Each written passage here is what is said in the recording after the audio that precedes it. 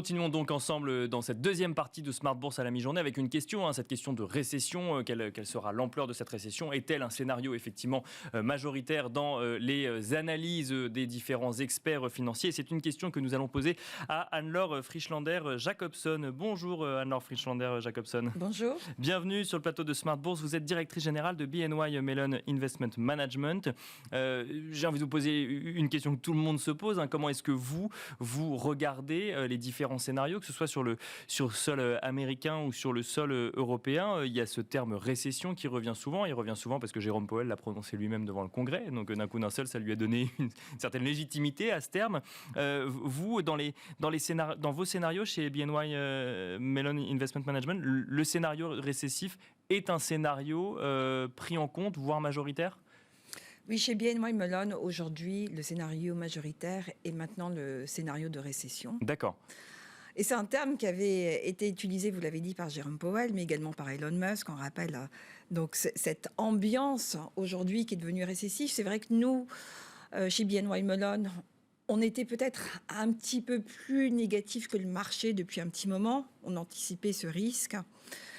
Donc aujourd'hui, on est vraiment majoritairement, on a dépassé les 50% sur le scénario de récession par rapport à un autre scénario qui est celui d'un atterrissage en douceur de l'économie, avec une inflation qui arriverait à ralentir après avoir atteint un pic.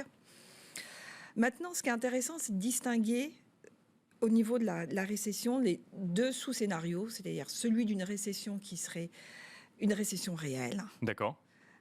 Et qui touche principalement l'Europe, et celui d'une récession monétaire. Et là, dans ces deux scénarios, on a à peu près 50-50 de parts, si vous voulez, de répartition de ces scénarios. Et alors, qu'est-ce qui se passe dans ces deux scénarios? La récession réelle, c'est celle qui touche l'économie en profondeur. D'accord. C'est ce qu'on peut observer notamment en Europe. Elle est liée notamment au choc des matières premières, choc énergétique, la guerre en Ukraine, et également donc un ralentissement de l'économie qui se ferait par baisse du pouvoir d'achat, baisse de la consommation. Et ce scénario qui s'alimente, c'est-à-dire que l'inflation, il y a un scénario, il y a un multiplicateur à peu près sur une inflation indexée qui est que quand on augmente les matières premières, il va y avoir à peu près x3 d'impact sur le produit final. D'accord.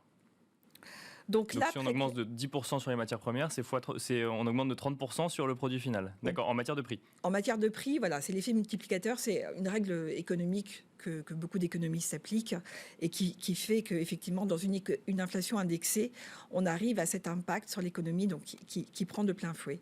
Et l'idée, c'est que si on n'est pas supporté par une croissance, on va avoir, si vous voulez, cette auto-réalisation de réduire finalement cette économie par finalement cette baisse de marge. D'accord, qui est obligatoire pour faire face à cette... Donc baisse de marge et réduction de la demande peut-être de l'autre côté aussi. Et réduction de la demande, donc contraction de l'économie. Donc ça, c'est pour le scénario donc récession réelle. Récession réelle qui est impactée directement. Et l'idée, c'est qu'aujourd'hui, la Banque centrale, pour faire face à cette inflation réelle, à cette récession réelle liée avec une hausse de l'inflation, donc qu'on se le dise, c'est une stagflation, mais dans un vrai casse-tête chinois. Parce que d'un côté, elle veut ralentir l'inflation, et de l'autre, forcément, elle va jouer sur cette difficulté à relancer l'économie. Pour ralentir l'inflation, c'est-à-dire que le sujet de faire peser sur la croissance, enfin de faire peser la croissance, voire de tirer la croissance vers le bas, permet de ralentir l'inflation. C'est ça le mécanisme qu'il faut comprendre?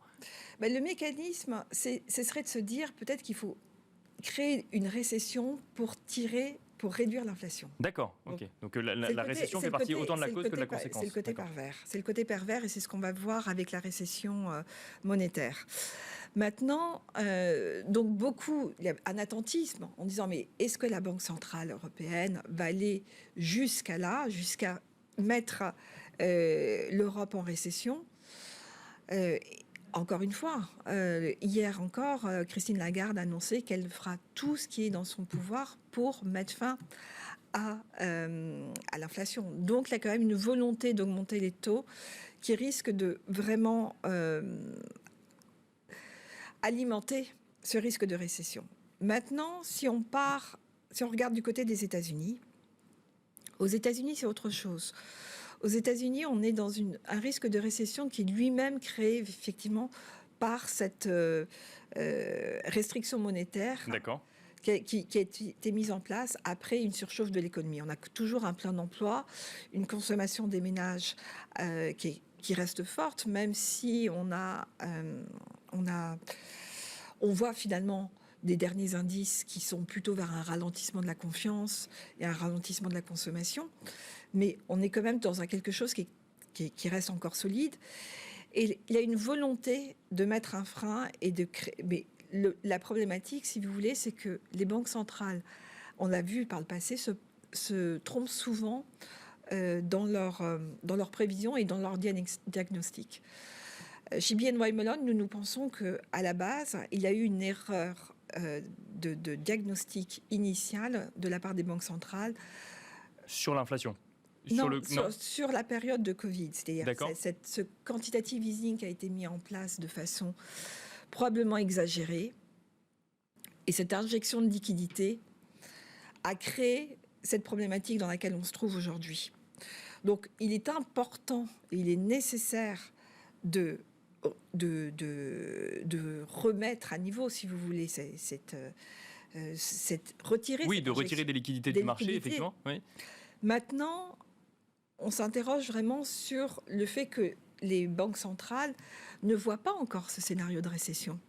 Ils n'ont pas encore... Ils sont encore trop optimistes dans leur scénario. Trop optimistes dans leur scénario. Donc, ils peuvent aller bien plus loin que ce qui est économiquement encore mis en place dans l'économie. Donc un scénario avec un risque de récession réel sur le sol européen, un risque de récession monétaire sur le sol américain, donc où la récession ferait autant partie de la cause que du dégât, enfin que de la conséquence pour réduire l'inflation sur le sol américain. Qu'est-ce qu'on fait, Anne-Laure Frischlander-Jacobson, dans ce contexte, pour le coup, d'incertitude réelle pour les investisseurs? Alors, on a quand même des choses à mettre en perspective. Récemment, on a eu les ventes en détail, moins les chaînes d'approvisionnement, qui semblent peut-être diminuer aux États-Unis, qui laissent anticiper que peut-être l'inflation pourrait redescendre. On est quand même dans une inflation qui est bien au-dessus de ce qu'on a connu par le passé. Je rappelle qu'on a vécu pendant des années, dans les années 80, avec une inflation qui était au-dessus de 10%.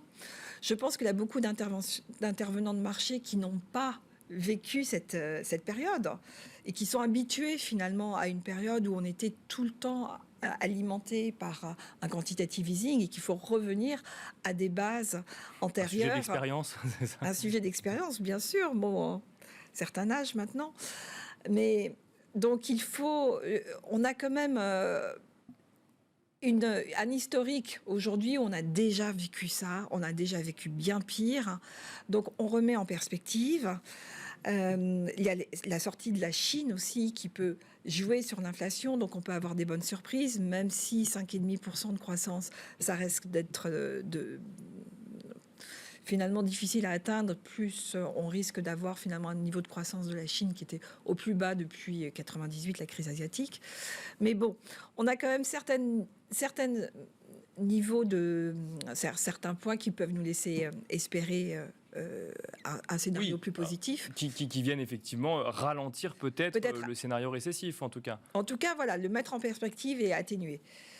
Maintenant, sur les marchés, on considère que les marchés n'ont pas encore anticipé le niveau récessif. Donc, si on fait une moyenne des prévisions et le niveau des marchés, on est encore en dessous. Nous, on peut s'attendre finalement à avoir un S&P qui toucherait les 4000. D'accord. Et même un Eurostock en dessous des 3500. Donc, c'est pas forcément le moment, si vous voulez, d'être. On est en bear market et c'est pas forcément le moment de rentrer agressivement sur le marché. Maintenant, on sait que le market timing, c'est quelque chose qui est très compliqué à mettre en place. Il y a certainement des choses à faire. On s'intéresse à des actifs qui seraient plutôt de duration courte, c'est-à-dire qui peuvent bénéficier encore de cette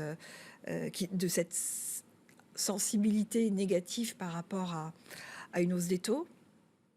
On commence à regarder à nouveau les emprunts d'État, parce qu'on a des niveaux de rendement qui commencent à être intéressants. Et on peut avoir ce côté flight to quality qui reviendrait s'il y avait un choc récessif. Donc, les emprunts d'État redeviennent intéressants progressivement. Il peut y avoir encore une tension sur les taux. Sur l'investment grade, progressivement aussi, puisque le yield est à nouveau intéressant, mais c'est peut-être un peu tôt. Au niveau des actions, on a des choses quand même intéressantes. Ce n'est pas le moment d'être en indiciel pur. Il y a de la gestion active à faire.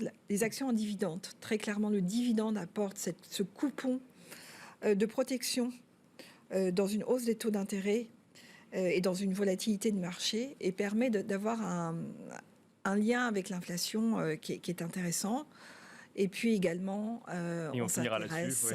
Voilà, on s'intéresse à la gestion alternative avec des hedges du market neutral qui peut mettre des couvertures en place. Merci beaucoup Anne-Laure Frischlander-Jacobson, directrice générale donc, de BNY Mellon Investment Management. Merci à vous également de nous avoir suivis et je vous donne rendez-vous ce soir à 17h en direct sur Bismart.